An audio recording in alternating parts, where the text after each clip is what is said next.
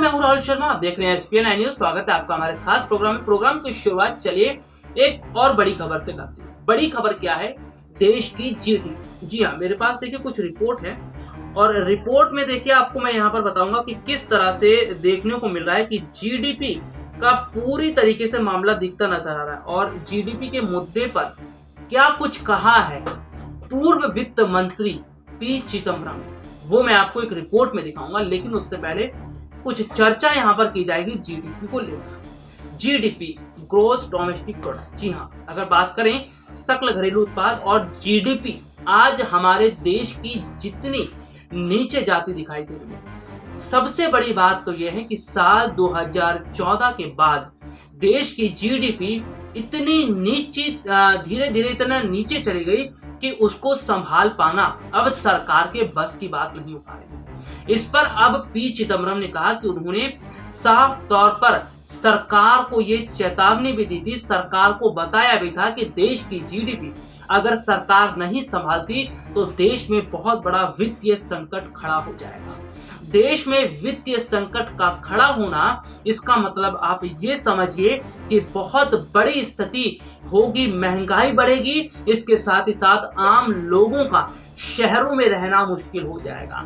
जी हाँ, आम लोगों का शहरों में निवास करना बहुत मुश्किल हो जाएगा, क्योंकि जिस तरह से महंगाई दिन ब दिन बढ़ती जा रही है, देश की जीडीपी नीचे जाती जा रही है, इसका साफ मतलब ये है कि सरकार ने देश की जीडीपी को सुधारने के लिए कोई काम नहीं किया। चलिए एक रिपोर्ट आपको दिखाते हैं क्या कुछ कहा पी चिदम्बरम ने। देखिए ये खास रिपोर्ट। कांग्रेस के वरिष्ठ नेता पी चिदम्बरम ने देश की अर्थव्यवस्था में 2020-21 के दौरान 7.3% की गिरावट होने पर चिंता प्रकट की। उन्होंने कहा कि अगर 2021 में ऐसी स्थिति से बचना है तो सरकार को अपनी गलतियां स्वीकार करनी होंगी, विपक्ष एवं अर्थशास्त्रियों की सलाह भी सुननी पड़ेगी।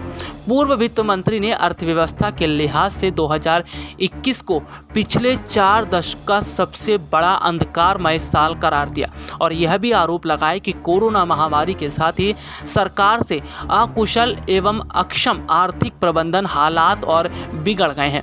उन्होंने संवाददाताओं से कहा, जिसका अंदाजा लगाया जा रहा था वही हुआ। पिछले वित्त वर्ष के दौरान अर्थव्यवस्था में 7.3% की गिरावट दर्ज की गई है।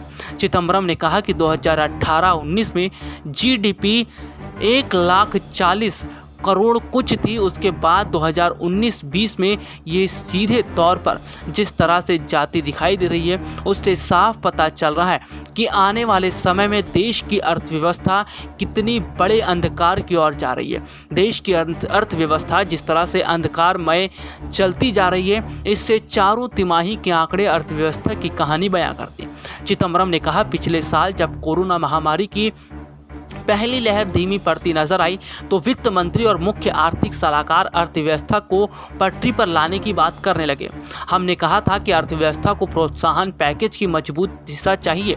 उन्होंने कहा कि सबसे चिंताजनक बात तो यही कि प्रति व्यक्ति सकल घरेलू उत्पाद 1 लाख रुपए से नीचे गया है। चिदम्बरम ने आरोप लगाया कि निश्चित तौर पर कोरोना महामारी का अर्थव्यवस्था पर व्यापक रूप से असर पड़ा है, लेकिन अकुशल और अक्षम आर्थिक प्रबंधन ने अर्थव्यवस्था की स्थिति को और बिगाड़ दिया। उन्होंने कहा, कोरोना की दूसरी लहर चल रही है, इसमें पहली लहर की तुलना में संक्रमण और मौतों की संख्या के लिहाज से ज़्यादा नुकसान हुआ। अगर 2020-21 की तरह साल 21 और 22 को नहीं होने देना है तो सरकार को जागना चाहिए, अपनी गलतियां स्वीकार करनी चाहिए।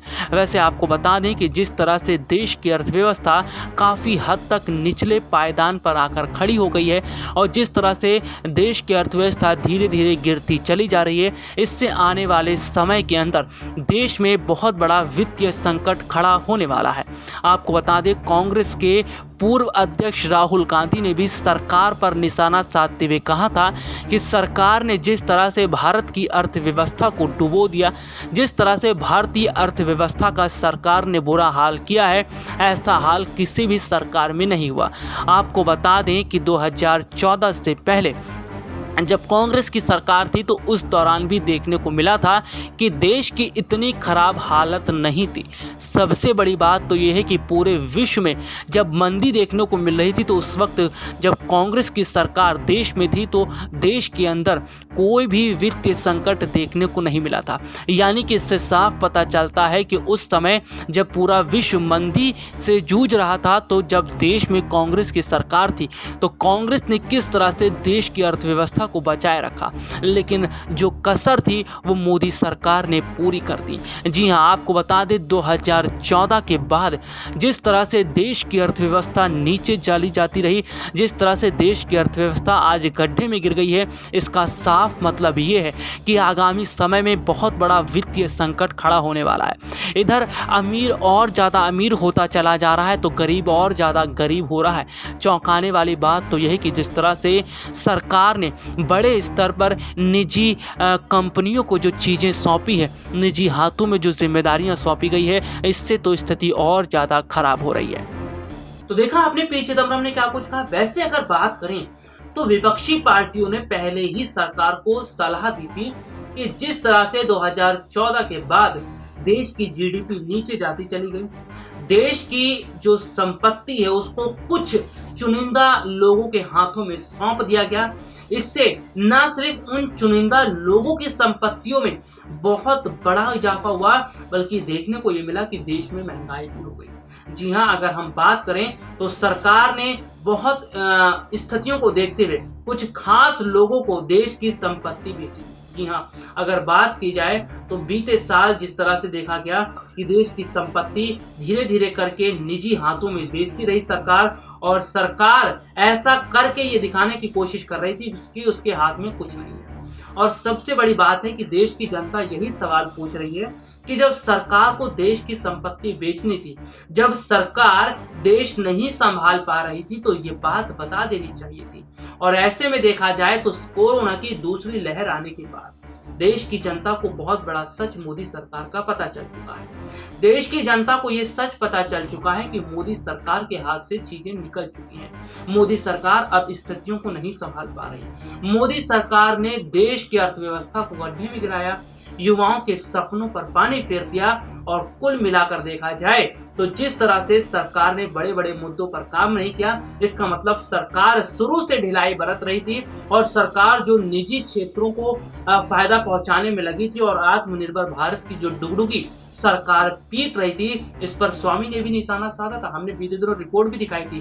तो आप ये देखिए कि सरकार अब पूरी तरह से हाथ खड़े करते कहीं ना कहीं दिखाई दे रही है और आज देश की जनता और विपक्ष सरकार से सवाल पूछे। चलिए आज के लिए इतना ही, आपसे फिर मुलाकात होगी, तब तक ले जा दीजिए, नमस्कार।